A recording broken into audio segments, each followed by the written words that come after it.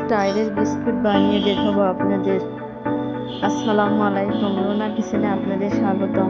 Kitchen বল নিয়ে নিব, তার মধ্যে একটি ডিম ভেঙে দেবো, 1 চা চামচ লেবুর রস দিয়ে দেব, 1 চা চামচ বেকিং পাউডার দিয়ে দেব, মেজারমেন্ট কাপের 1 কাপ চিনি দেব, মেজারমেন্ট কাপের হাফ কাপ সয়াবিনের তেল দেব।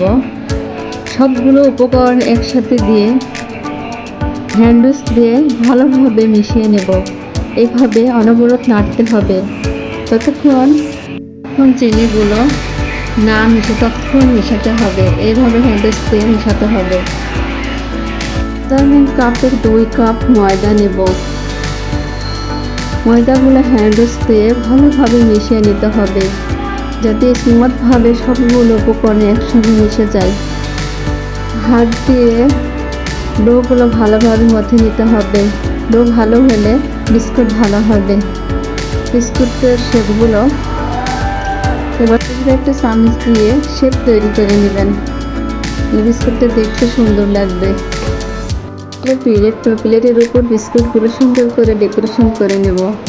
তারপরে নারিকেলের ঝুড়ি ছিটিয়ে দেব। আপনারা স্কিপও করতে পারেন, ভালো লাগলে দেন, না হলে পাতিল বসিয়ে তার মধ্যে স্ট্যান্ড দিয়ে প্লেট বসিয়ে দেব। রেসিপিটা কেমন হলো? ভালো লাগলে লাইক কমেন্ট শেয়ার দেন। আসসালামু আলাইকুম।